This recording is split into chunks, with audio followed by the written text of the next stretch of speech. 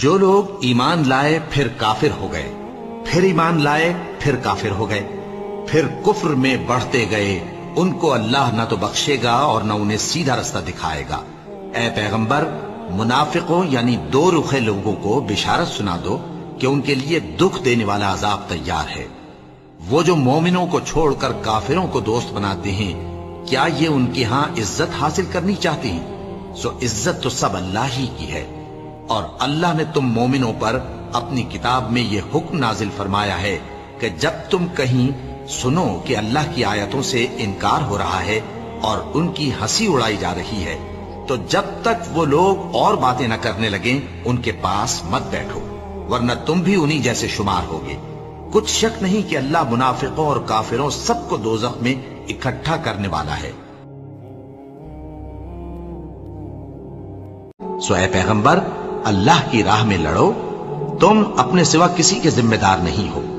और मोमिनों को भी तरगीब दो, करीब है कि अल्लाह काफिरों की लड़ाई को बंद कर दे, और अल्लाह शदीद तरीन जंग करने वाला है और सजा देने के लिहाज से भी बहुत सख्त है। जो शख्स नेक बात की सिफारिश करे तो उसको उसके सवाब में से हिस्सा मिलेगा, और जो बुरी बात की सिफारिश करे उसको उसके अजाब में से हिस्सा मिलेगा। और अल्लाह हर चीज पर कुदरत रखता है। और जब तुमको कोई दुआ दे तो जवाब में तुम उससे बेहतर कलमे से उसे दुआ दो या उन्हीं लफ्जों से दुआ दो। बेशक अल्लाह हर चीज का हिसाब लेने वाला है। अल्लाह वो माबूद बरहक है कि उसके सिवा कोई इबादत के लायक नहीं। वो क़यामत के दिन तुम सबको जरूर जमा करेगा, और अल्लाह से बढ़कर बात का सच्चा कौन होगा।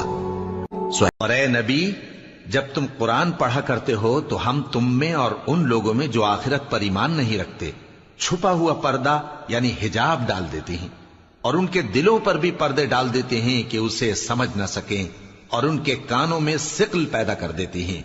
और जब तुम कुरान में अपने परवरदिगार यक्ता का जिक्र करते हो तो वो लोग बिदक जाते हैं और पीठ फेर कर चल देते हैं। ये लोग जब तुम्हारी तरफ कान लगाते हैं तो जिस नीयत से ये सुनते हैं हम उसे खूब जानते हैं।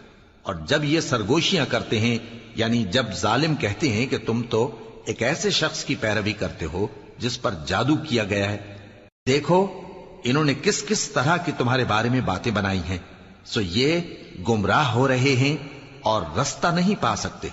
और कहते हैं कि जब हम मरकर बोसीदा हड्डियां और चूर चूर हो जाएंगे तो क्या असर नौ पैदा होकर उठेंगे।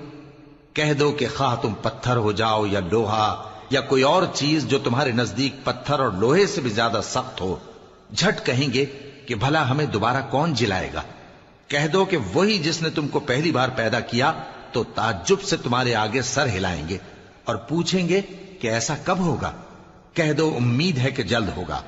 जिस दिन वो तुम्हें पुकारेगा तो तुम उसकी तारीफ के साथ जवाब दोगे और ख्याल करोगे कि तुम दुनिया में बहुत कम मुद्दत रहे। और मेरे बंदों से कह दो कि लोगों से ऐसी बातें कहा करें